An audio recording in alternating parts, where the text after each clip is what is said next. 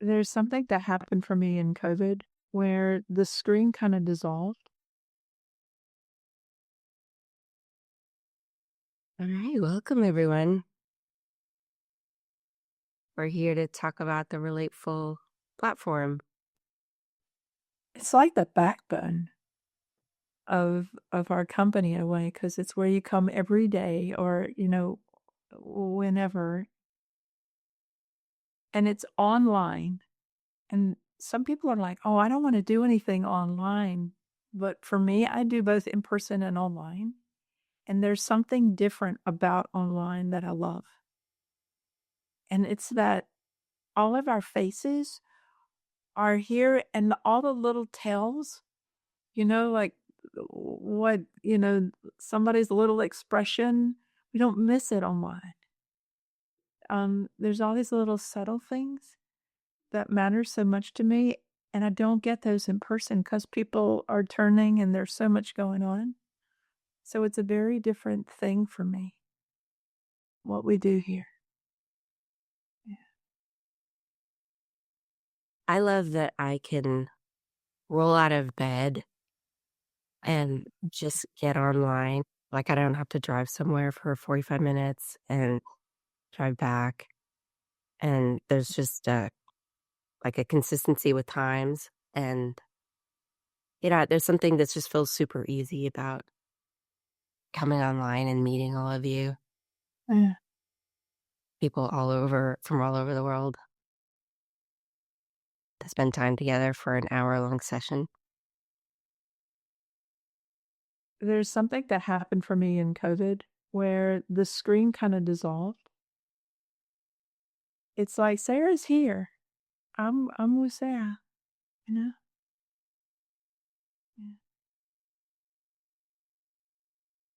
Yeah. I always want to go like, no, I'm not. But yeah, yeah. What's it like being in sessions? I think for me, being in sessions is a place where I really learned how to feel safe being myself, um, expressing myself. It seems like there's a lot of care and empathy and curiosity versus expectations. I mean, I guess those are named if they're there, are projections, which is also great about being here because it's like a mirror. Yeah, and it's just I'm always like pushed to my edge somehow in sessions or reminded of um challenges I have in relationship with others and seeing myself clearly and seeing others clearly. And it just seems like I really love the opportunity to feel a little bit more freedom in expressing myself.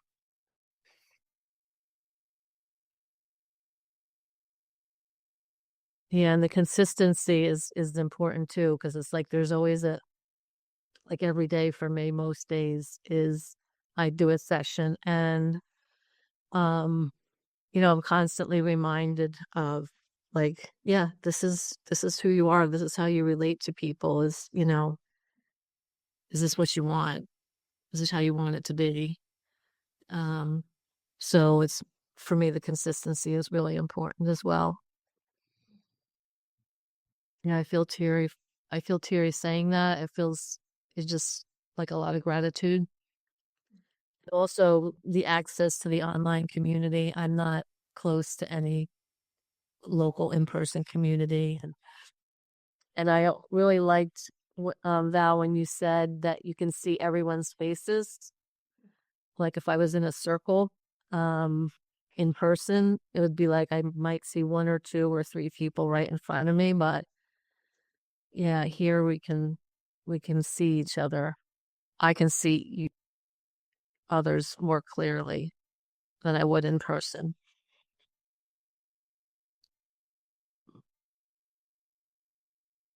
I noticed you asked, Renee, and I'm trying to filter. What would be a general answer? Because I think it feels different every Wow. call. Um, it depends on me, like how I am, and what's the group, and who is in it, and I would say whatever everyone is at, uh, gets together, and it's different every time. Like there are calls that I feel maybe I'm exploring something and I am thankful I'm home in my known place that's mine. And sometimes maybe I'm left after like I wish I could hug someone or so I would say it's different. Also the times when I've been in person, um yeah, there is like a I don't know how to call it, but for me there is a warm up before I can actually come, I don't know, open up about something or bring something or something cracks out of me. Um, Somehow online, I don't know if it's the safety that I'm home. It seems like it's a little faster for me. Okay, yeah. Yeah. Yeah, it's such a broad topic of how it affects my life. The biggest thing I think I've noticed is like I've is how much more resilience I've built in being in relation to others and in with myself. Doing this practice has allowed me to sit with things, sit with discomfort for longer, sit with joy with others for longer, be able to name what's going on in me, especially if it's a discomfort or something that I want to express with someone that might be challenging. I'm able to name it sooner and in a way that's like like like a non-violent communication style, like a very a much more open to connection way. Yeah, an example of this would be like even just the other night I was having a conversation with someone and I feel like I was able to notice something that was bothering me and I was able to name it when it's like, at like a 3 as opposed to a 10. So before it built to a place of resentment with this person, I was able to communicate it and communicate it in a way that wasn't shutting them down. Like I was able to bring, a way they impacted me.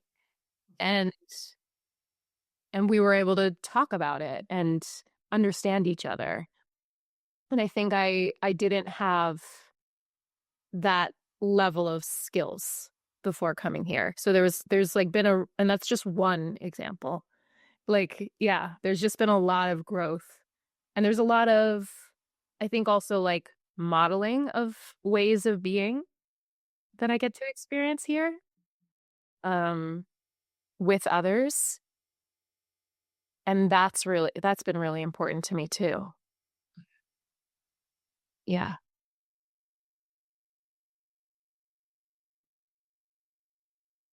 Yeah, that Lane, you said so many great things. When I think about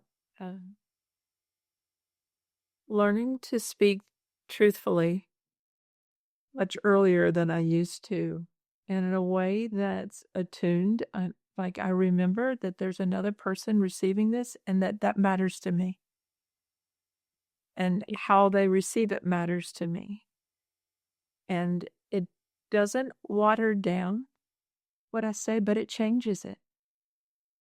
And I think the more we do it, the more skilled we get at being in connection when we're saying things. And that just spreads everywhere in my life, you know, just makes it better. I also loved what you said about modeling.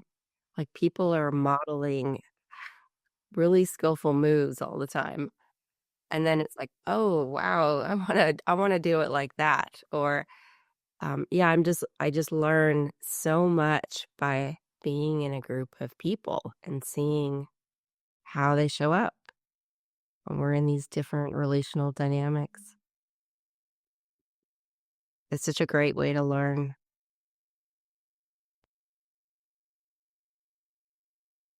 You also get to be a witness to interactions. Like you get to be involved and a witness, so you can see, someone communicate something and watch how it's received by others. And yeah, that's been incredibly valuable to me too. It's you just get to see that there's more ways to express and be received than you thought was possible. Right. And even like with all the different perspectives in a group, if someone shows up and says something and then it's like, wow, there are all these perspectives I could take on this very moment that I hadn't considered outside of my view. And I have some choices of how I want to be with what's happening right now as reflected through all these people. I remember when I had started, somebody would say something that was so my experience, and I had never put words to it. And having somebody else speak what I had experienced that I never even looked at just helped me to not feel alone in a unique way. I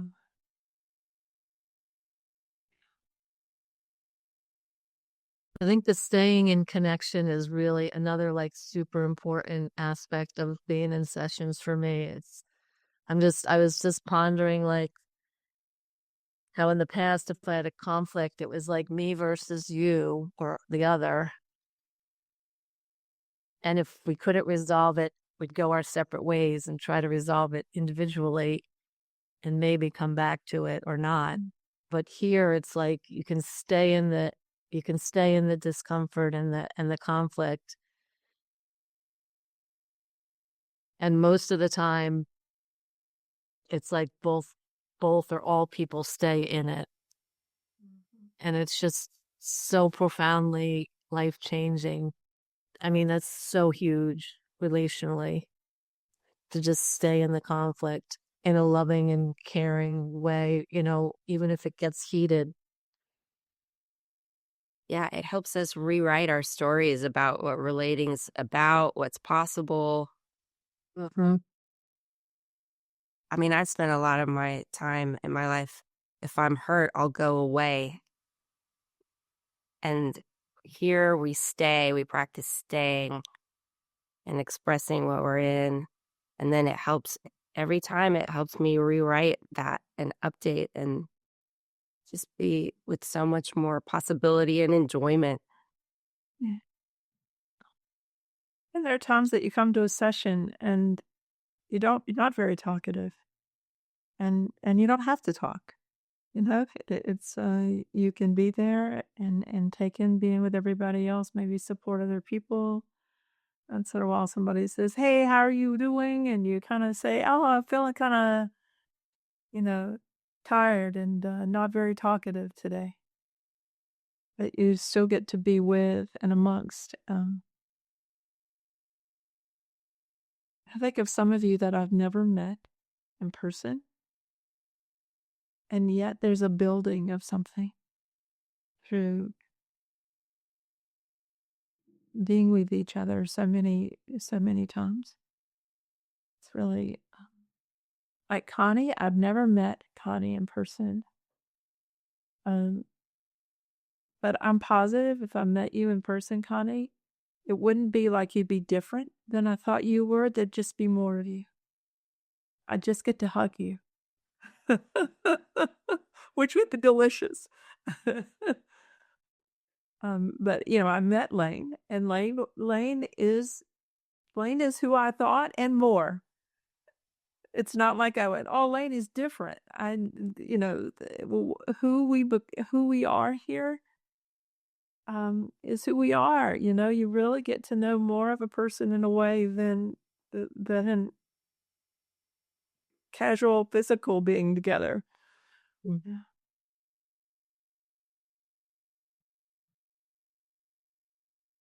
That's another aspect of the online community because, like, for me, when you said that, Valerie, I thought, oh, but then you'd see all my social anxieties, like my awkwardness and everything. And there are some people, including myself, who have a lot of social anxieties that may be a barrier to be involved in this kind of a community. So it opens it up to a larger community of people. So they don't. Your social anxieties don't show up here, Connie? They do, but not quite so in vivid 30. Wow, that's so cool. I mean, not that you have social anxieties, but that this helps bridge that.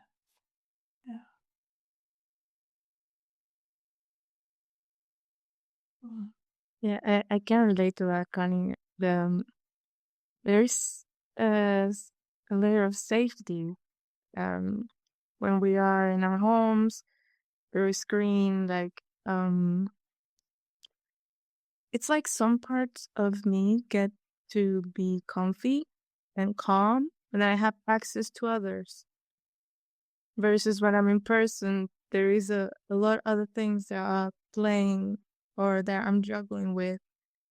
And it's like a jump into the practice. I get to experience it and get all the riches from it, and then equally back to life. So it's like I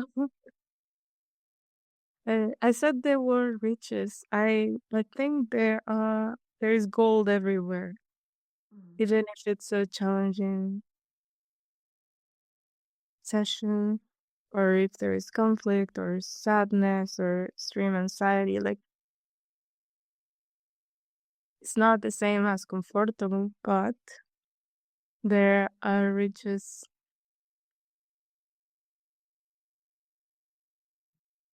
In some ways, we're building muscles. We build muscles in here that we use out there. I mean, they're just built and developed. And it's not like, oh, I'm going to try doing. It's just like that you've built more communication muscle to where it's just made my relationships richer and better.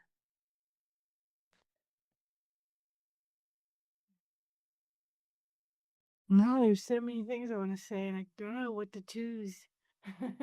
Say them all. All right. Okay. Not being in, like, saying no to things, or even spotting fuckery is something I definitely wasn't as good at. Without, like, the practice and the modeling and even like some specific finger pointing by you, Valerie. What can I say? Yeah, that's one huge piece. And like letting a gut feeling be true. That was not quite accessible for me. I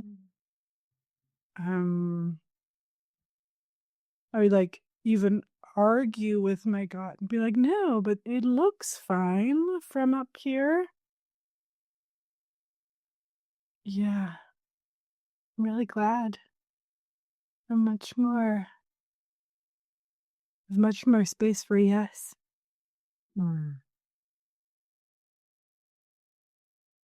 Yeah, it sounds because you trust your gut, you trust yourself more. Mm. And when you trust yourself more, you can say yes more. Mhm.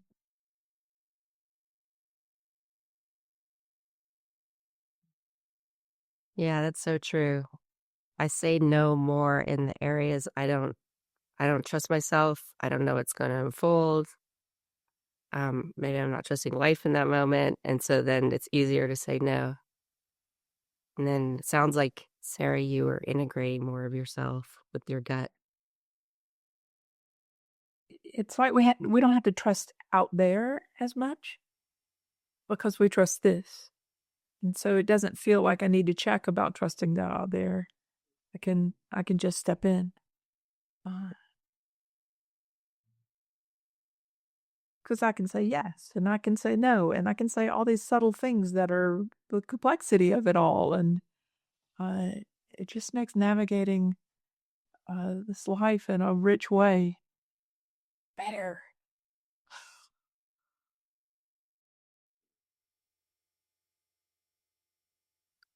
I love that so much. I just wrote it down. I don't have to trust out there because I know I can trust in here.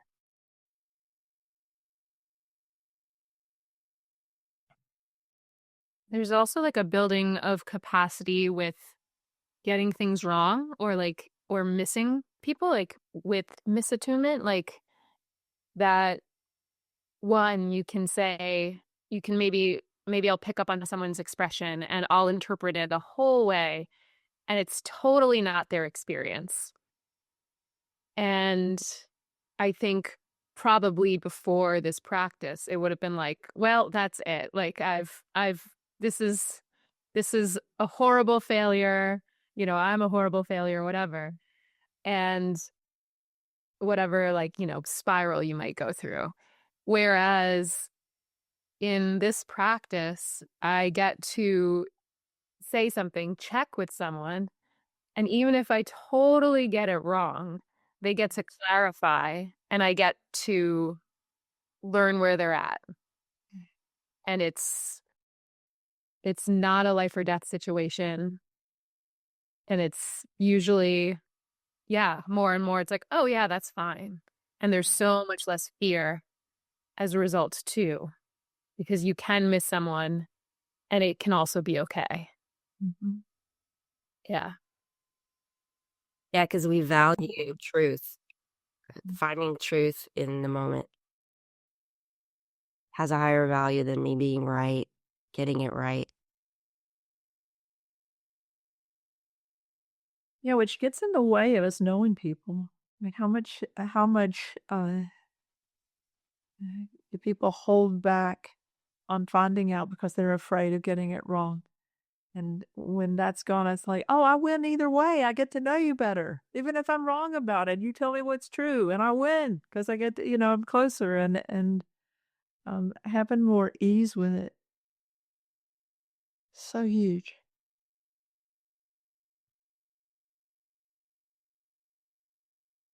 That's been another big aha in this practice, is like almost like normalizing conflict and differences of opinion. It like what Lane said, like it's not the end of the world.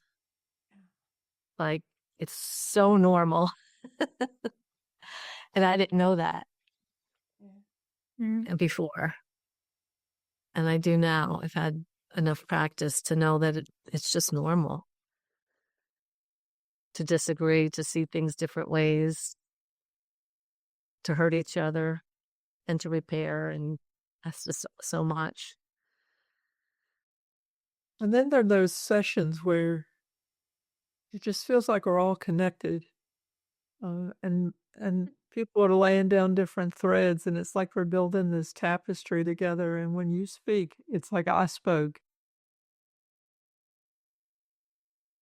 How much do you guys go to different kinds of sessions?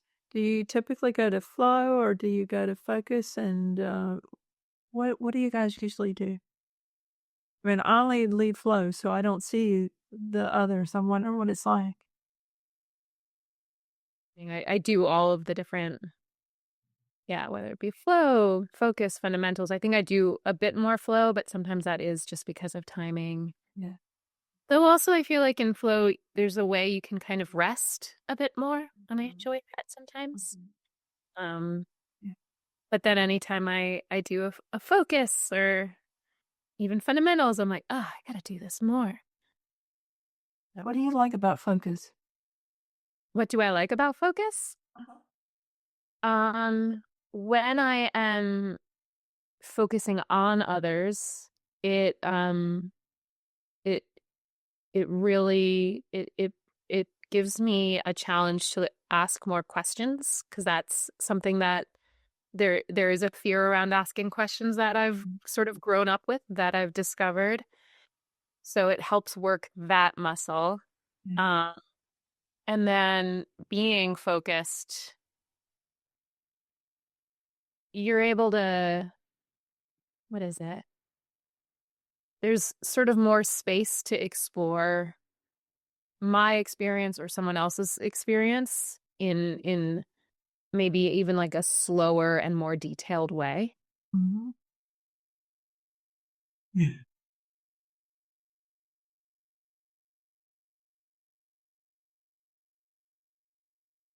And often, even if I'm coming in, almost always, if I'm coming in and I get focused at the beginning, even if I'm like extremely activated or I don't know what's going on with me, by the end of my focus, I've gone on an entire journey, and I've reached the other side of something, and there's almost always some form of relief and sense of relief that I'll experience.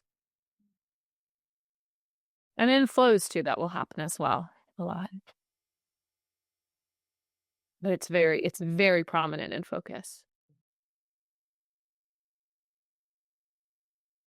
And just for anybody that doesn't know, focus is where the group focuses their attention on one person and what it's like for us to be with that person, and also what we're curious about or what we're noticing, or how is it to be with that person. And in some way they're the object of our meditation. And as it's not like I'll leave me to be with that person. We bring ourselves to be with that person. And in some way, it's still it's a group practice at the same time. And I get things out of being with that person. There's that quote you say sometimes, I can't remember, something like, there's nothing foreign to man that's foreign to me. There's nothing common to man that's foreign to me. Yeah.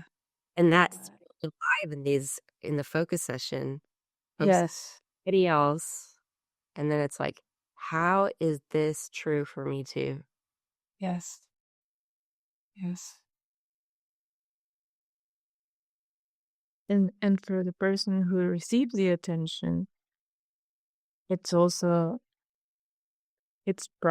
priceless, because it's like you have this space to explore yourself and have access, like they're like mirrors of your own experience. So I get to see my own experience through every person in the call as well.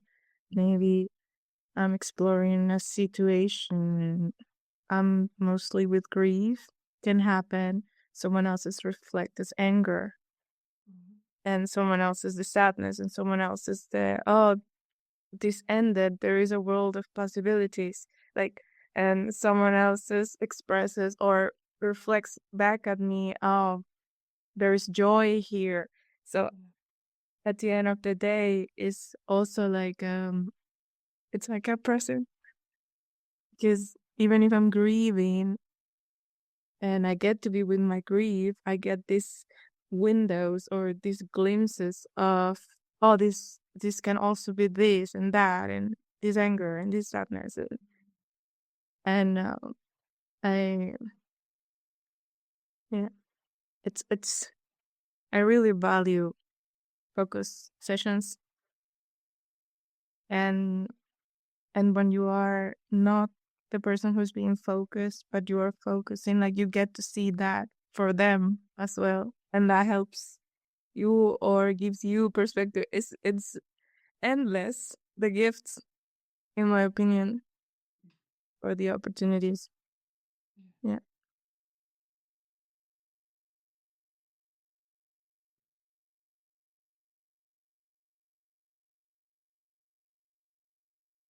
Anybody want to describe fundamentals or what you like about fundamentals? I think I rarely go to fundamental sessions other than Jane's Saturday morning, which is completely not fundamentals. It's more flow-damentals.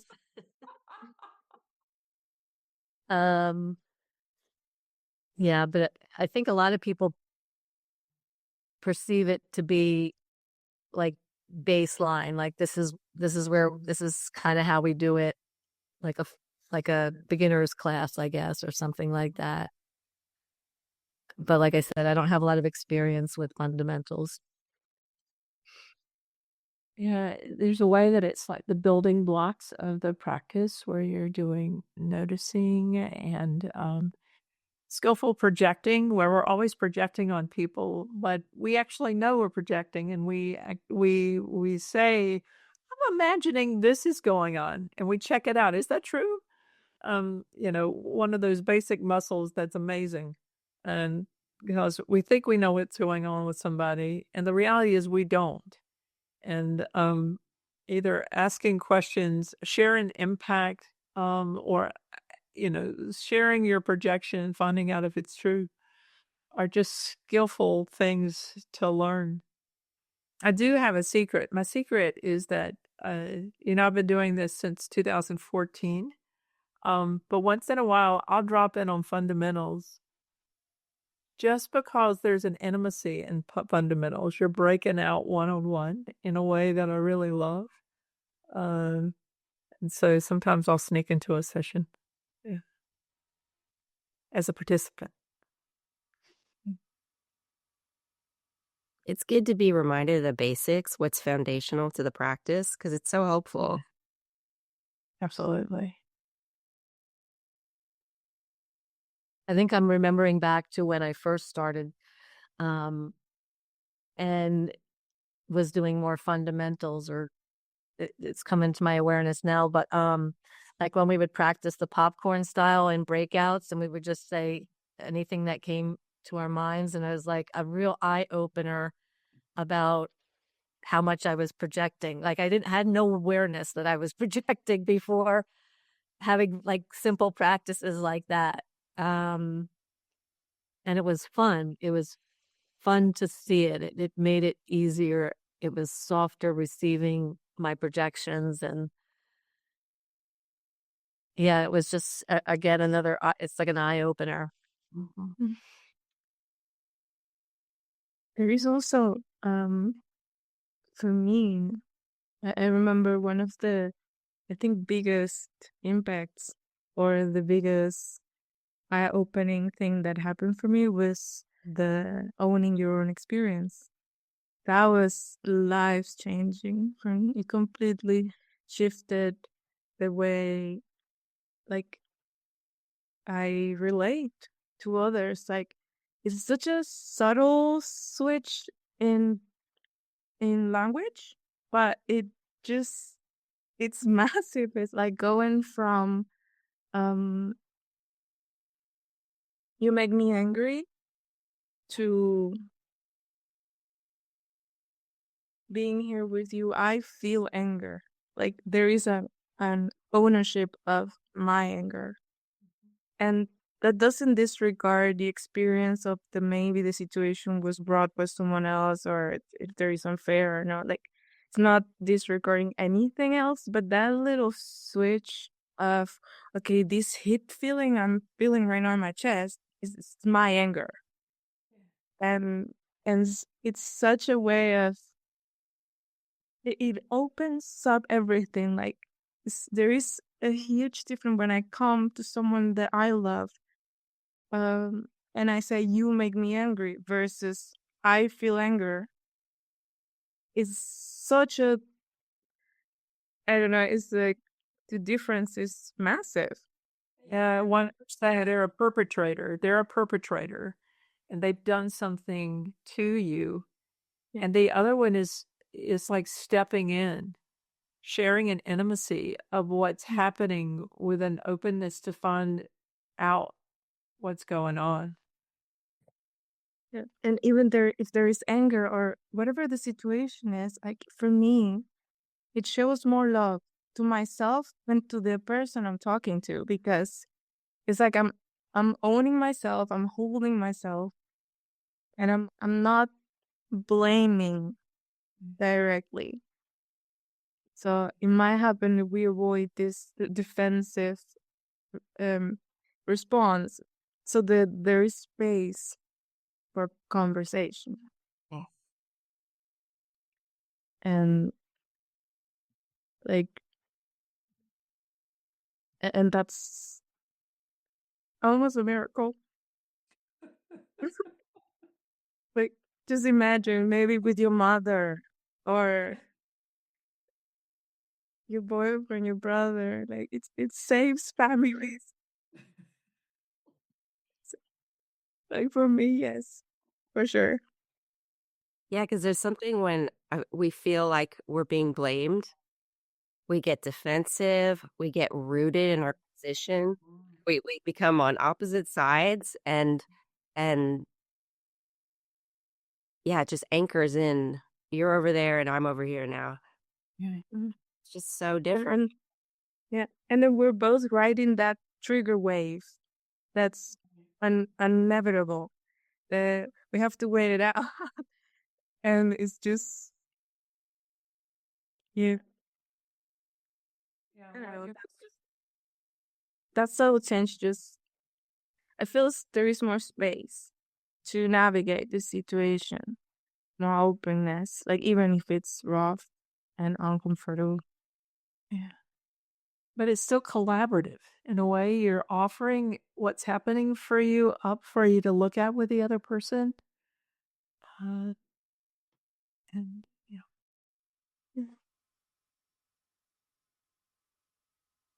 I really like that word, collaborative, Val. It rings true. How do we relate in a way that's collaborative? With whatever's going on.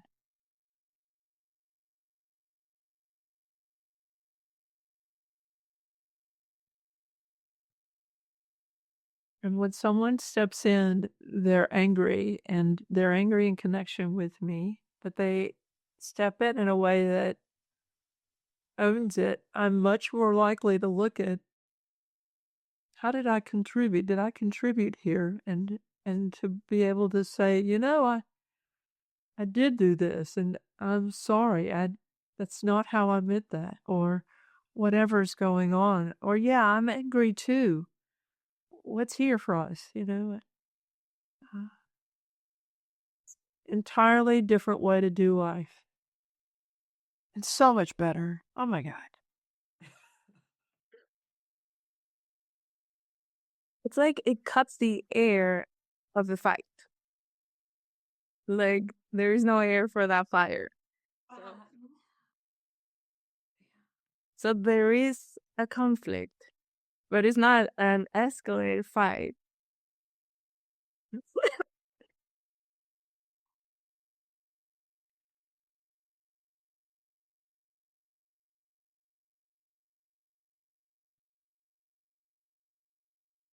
We haven't really described flow.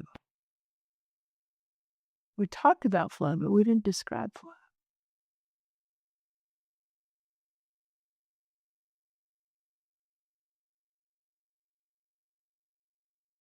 In some ways, flow is the most advanced practice because the attention moves from person to person, but it sometimes it stays with a person. Each person is trusting their experience in connection with other people. It's kind of a mysterious animal, but I can always see a weaving in it. At some point, I can see how the threads are weaving something, but at the beginning, sometimes it's hard to know, right? It works different muscles that I love.